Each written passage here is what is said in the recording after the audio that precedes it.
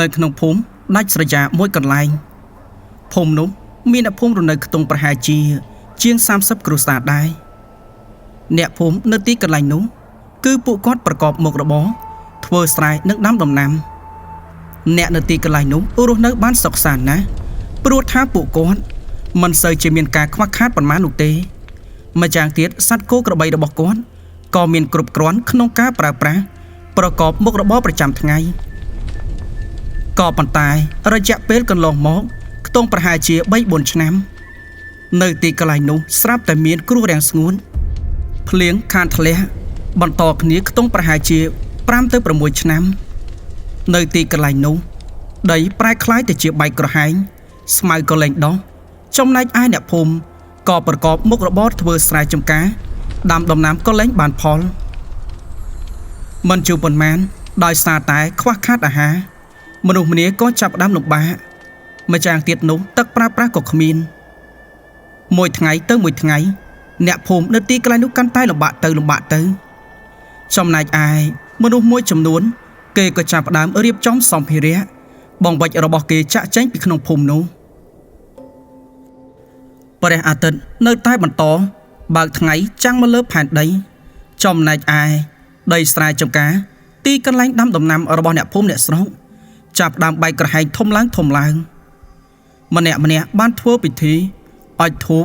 បួងសួងសែនព្រេនសុំទឹកភ្លៀងក៏ប៉ុន្តែវាគ្មានប្រយោជន៍នោះទេមិនជួបប៉ុន្មានមនុស្សក៏ចាប់ផ្ដើមស្លាប់បន្តបន្ទាប់ចំណែកឯពពួកសត្វចិញ្ចឹមនោះវាក៏ចាប់ផ្ដើមស្គមស្គាំងផងដែរទី1ដោយសារតែអត់ស្មៅទី2នោះគឺកង្វះទឹកនឹងឯងមិនជួបប៉ុន្មានអ្នកភូមិចេញពីទីកន្លែងនោះកាន់តែច្រើនទៅដោយសារតែខ្វះខាតអាហារអ្នកស្រុកអ្នកភូមិក៏ចាប់ផ្ដើម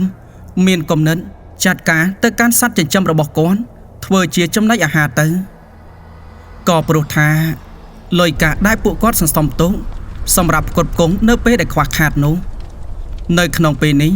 ពួកគាត់បានចាយវាយបាត់អស់ទៅហើយមិនជួបប៉ុន្មានទេនៅក្នុងភូមិនោះនៅសល់មនុស្សខ្ទង់ប្រហែលជា 5-6 គ្រួសារតែប៉ុណ្ណោះអ្នកនៅទីកន្លែងនោះតែងតែចិញ្ចឹមចិត្តសង្ឃឹមថានឹងមានភ្លៀងធ្លាក់ធ្វើឲ្យរុក្ខជាតិដោះឡើងមកវិញជាពិសេសនោះគឺអាចឲ្យពួកគាត់បន្តរស់នៅក្នុងភូមិដែលពួកគាត់រស់នៅអស់រយៈពេលច្រើនឆ្នាំតាំងពីដូនតាំងពីតារបស់គាត់មក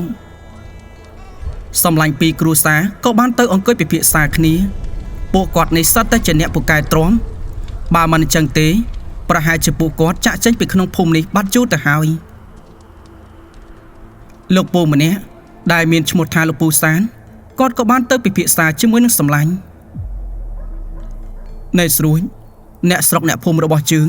គេបានធ្វើដំណើរចាក់ចេញពីភូមិនេះបាត់អស់ទៅហើយនៅក្នុងភូមិនេះនៅសល់អ្នកភូមិមិនច្រើនប៉ុន្មាននោះទេតែយើងគួរតែគិតយ៉ាងម៉េចស្បៀងនៅសល់តែបន្តិចបន្តួចនោះទេពូស្រួយយកដៃជូតថ្ងាសរួចហើយក៏តបថាអាសម្លាញ់ពួកយើងមើលទៅមានតែចាក់ចេញពីទីកន្លែងនេះដែរហើយ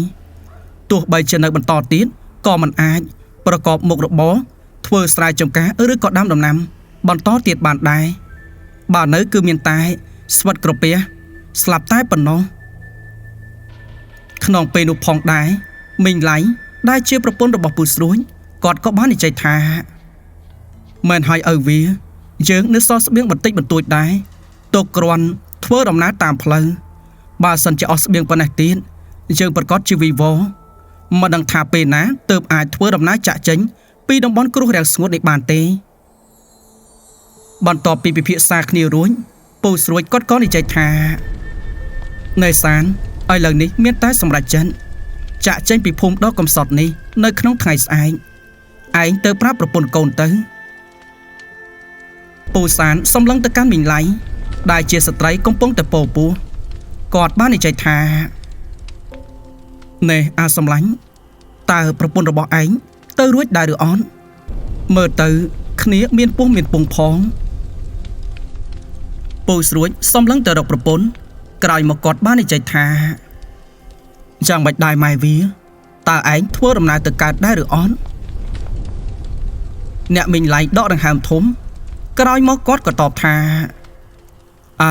ទៅមិនរួចក៏ត្រូវតែទៅដែរ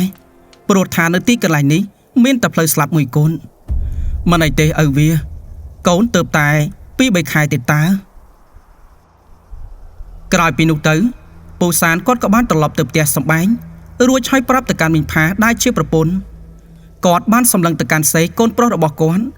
ដែលទៅតែមានអាយុចំនួន5ឆ្នាំតែប៉ុណ្ណោះបើសិនជាក្មេង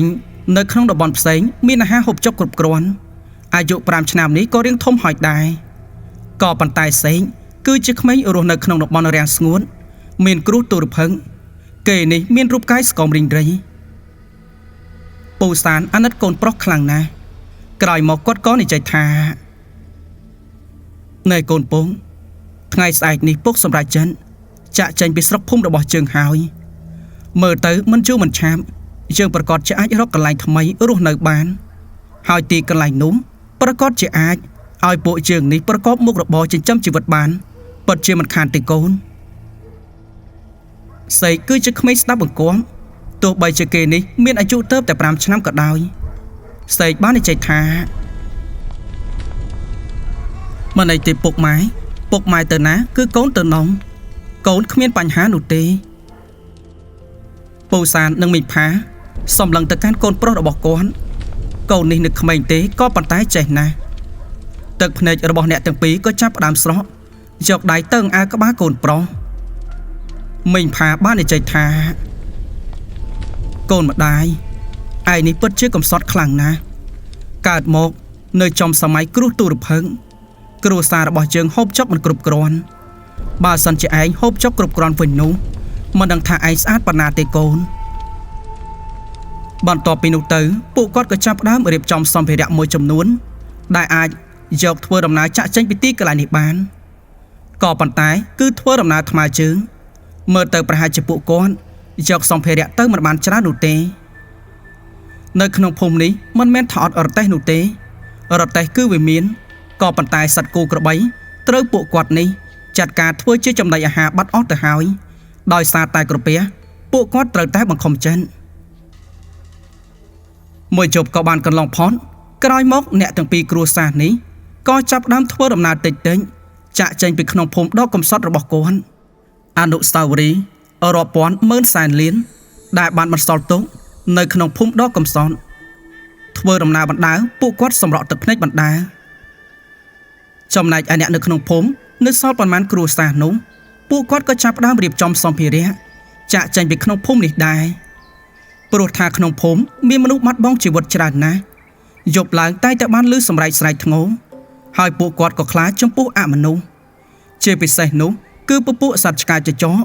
និងពពួកសត្វខ្លានឹងឯងក្នុងភូមិនេះនៅមិនឆ្ងាយពីដែនព្រៃប៉ុន្មាននោះទេក្លិនសពប្រកាសជាជះភាយសំដៅចូលទៅក្នុងព្រៃជិះមិនរួចប្រកាសជាមានពពួកអមនុស្សដែលពួកវាចូលចិត្តស៊ីគម្រោងសាកសមប្រកាសជាចូលមកដល់ទីកន្លែងនេះកាលពីមុនមនុស្សនៅរៀងច្រើនផងនៅតែបានឮសំឡេងរបស់ពពួកខ្មោចព្រាយហើយចោះតម្រាំតែគេទៅអស់នៅសល់តែពួកគាត់ប៉ុន្មានគ្រួសារបើសិនជានៅប្រកាសជាត្រូវពួកវាលងបន្លាចពិតជាមិនខាននោះទេពួកគាត់ក៏ចាប់ផ្ដើមធ្វើដំណើរចាក់ចេញពីទីកន្លែងនេះដើរយូរទៅអ្នកទាំងអស់គ្នាក៏ចាប់ផ្ដើមបំបែកផ្លូវគ្នាមានតែពូសានជាមួយនឹងពូស្រួយដែលជាមិត្តសម្លាញ់ជាមួយនឹងគ្នាអស់រយៈពេលច្រើនឆ្នាំពួកគាត់នេះគឺមិនបំបែកផ្លូវគ្នានោះទេរួមគ្នាធ្វើដំណើរបន្តទៅមុខ